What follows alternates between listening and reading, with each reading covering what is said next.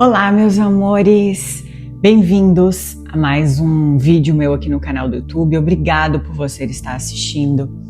E a palavra de hoje, ela está, eu diria que, um espetáculo. Se você, assim como eu, faz parte aí do clube das pessoas que estão passando por problemas na vida, independente de qual campo esteja atingindo, eu diria que você deve ficar até o final e compartilhar ele com outras pessoas que você conhece e que tem certeza que vai fazer toda a diferença. Então vamos à palavra de hoje. Nós vamos hoje mergulhar no entendimento bem profundo de uma parte da Bíblia em que nós já lemos, inclusive, tá? Mas hoje nós vamos olhar ela com outros olhos. Está em Mateus, no capítulo 14, do 22 em diante. Diz assim, ó. Logo em seguida, Jesus insistiu com os seus discípulos que voltassem ao barco e atravessassem até o outro lado do mar enquanto ele se despedia das multidões. Depois de mandá-las para casa, Jesus subiu sozinho ao monte a fim de orar. Quando anoiteceu, ele estava ali, sozinho. Enquanto isso, os discípulos distantes da terra firme lutavam contra as ondas, pois um vento forte havia se levantado. Por volta das 3 da madrugada, Jesus foi até eles caminhando sobre as águas. Quando os discípulos o viram, caminhando sobre as águas, ficaram aterrorizados. É um fantasma, gritaram cheios de medo. Imediatamente, porém, Jesus lhe disse, não tenham medo, coragem, sou eu.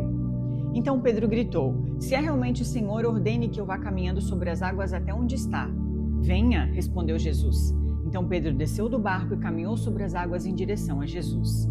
Mas quando reparou no vento forte e nas ondas, ficou aterrorizado, começou a afundar e gritou, Senhor, salva-me! No mesmo instante, Jesus estendeu a mão e o segurou. Vamos lá, vamos mergulhar fundo aqui nesse contexto. Primeiro, a primeira frase ali já fala que Jesus insistiu.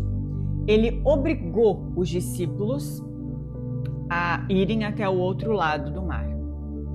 Tem coisas na sua vida que Jesus não vai te dar plano A ou plano B. Ele vai te obrigar, ele vai te mandar e pronto. Mas por que será que Jesus ordenou? Por que ele obrigou eles a irem? Porque da primeira vez eles já estavam traumatizados. Lembra que a gente já leu sobre quando eles atravessaram a tempestade que Jesus estava dormindo no barco?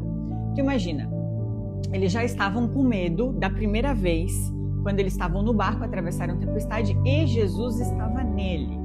Imagina dessa vez quando Jesus manda eles irem sozinhos. Pensa no trauma que eles já estavam. É como eu e você. Vamos nos colocar aqui nessa situação como seres humanos. Se você bate o carro, você já paralisa. Você já fica com medo de pegar a direção novamente.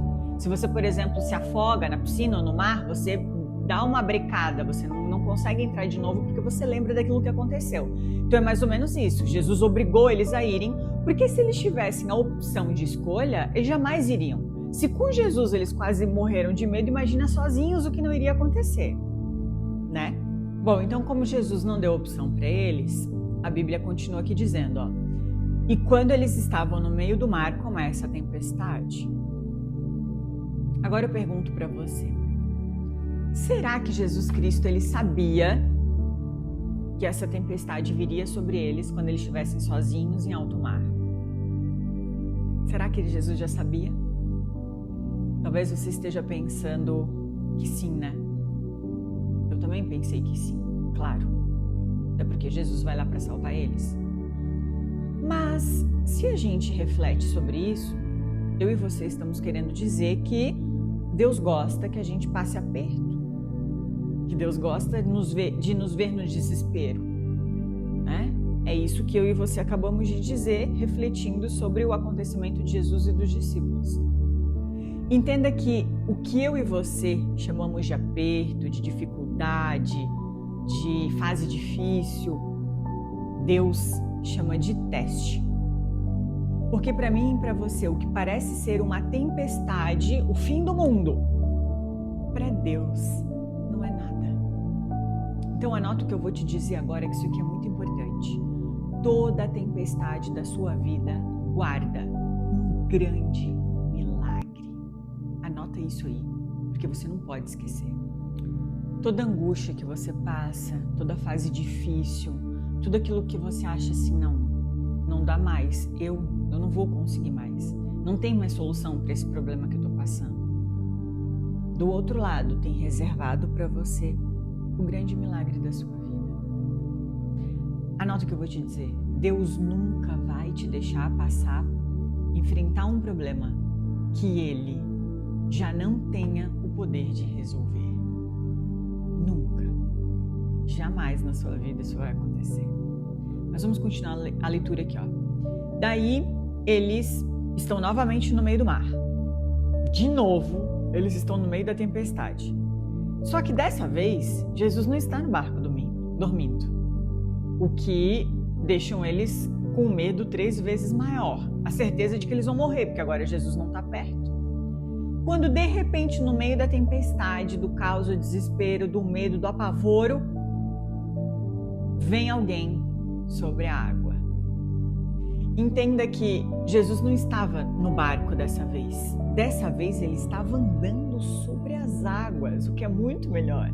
Mas assim, não era uma água parada. Andar sobre a água já é extraordinário. Jesus veio por cima da tempestade.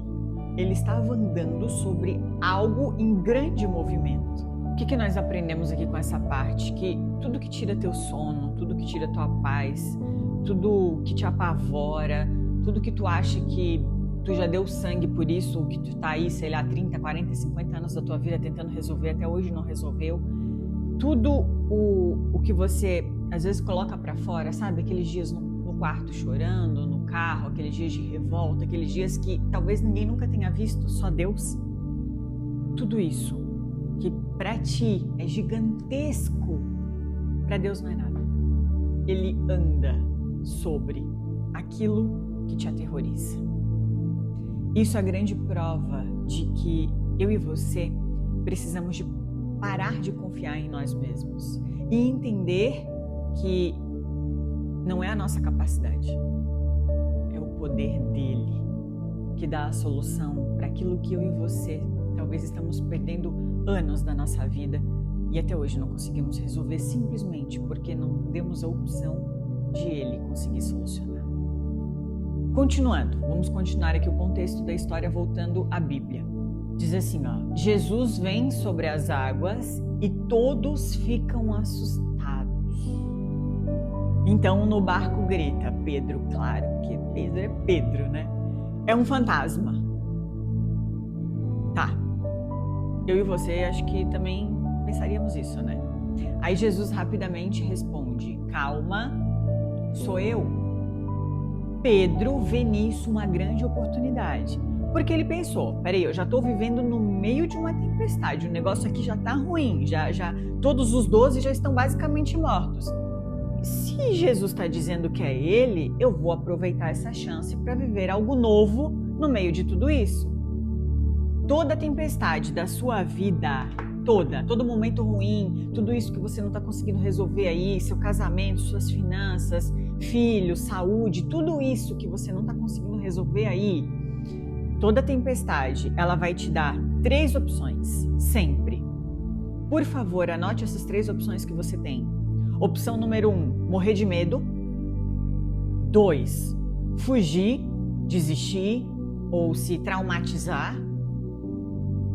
3, quando você pega essa tempestade e transforma ela na melhor experiência com Deus da sua vida. Foi a escolha que Pedro fez.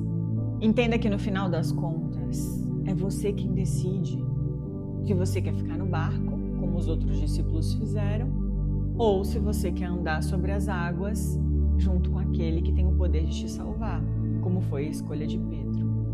A Bíblia diz que quando Pedro ele está vivendo essa experiência, ele está andando sobre as águas, os olhos dele vão em outra direção.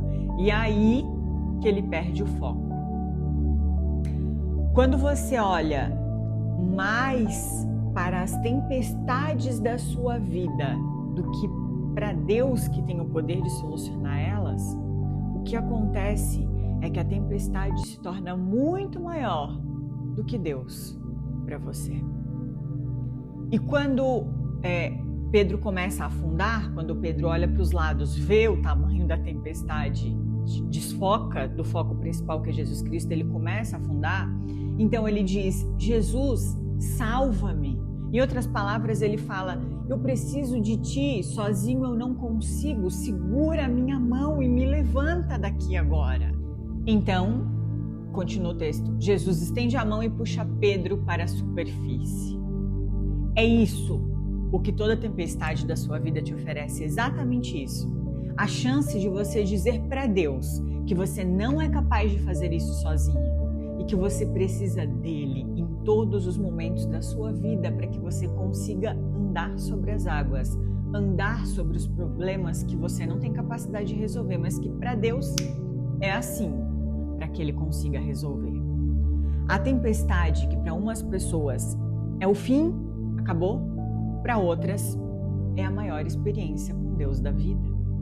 Aquilo que para uns paralisa, para uns faz desistir, para uns acaba com tudo, entram em depressão, desmotiva de viver, para outros é a chance de viver o impossível de Deus, de ter uma experiência única com o Criador, de permitir que Ele se mostre presente na vida deles.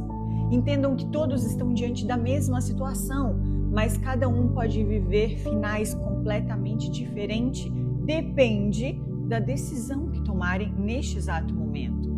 Anota aí, não é a geografia, é a companhia que você escolhe ter perto de você. Você já ouviu, ou talvez eu acho até que você já tenha dito essa frase, tá? Acho que a maioria de vocês já deve ter dito, mas quem não disse já escutou, certeza. A seguinte frase: meu futuro está nas mãos de Deus. Onde está isso na Bíblia? Em que livro aqui, ó? De Gênesis a Apocalipse, onde aqui dentro está isso?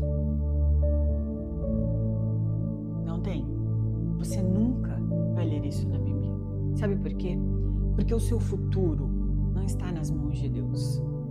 O seu futuro, diante do que a Bíblia diz, está planejado por Deus. Quer ver isso?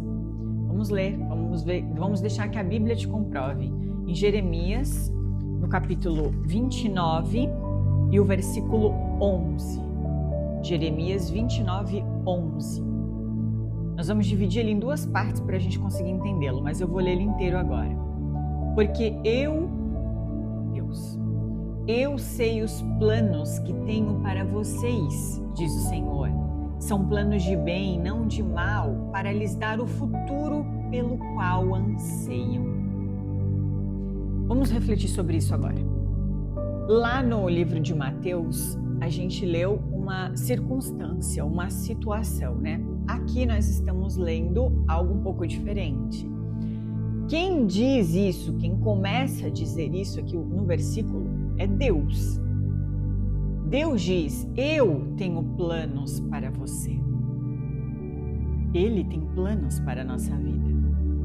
Então agora eu te pergunto, se ele começa dizendo: eu tenho planos para você, planos de bem e não de mal, então será que é da vontade de Deus que eu e você soframos tanto desse jeito? Será que é da vontade de Deus que você perca os seus negócios como você está perdendo? Que você passe por isso no seu casamento? Que você confie em pessoas erradas que vão te apunhalar pelas costas? Será que é da vontade de Deus que você esteja passando esses perrengues financeiros feios na sua vida hoje? Será? Não. A Bíblia diz que Deus, ele nos promete 2 tipos de vida. 2 somente. Uma, a vida em abundância. Essa você só pode viver aqui, nessa terra em que a gente está.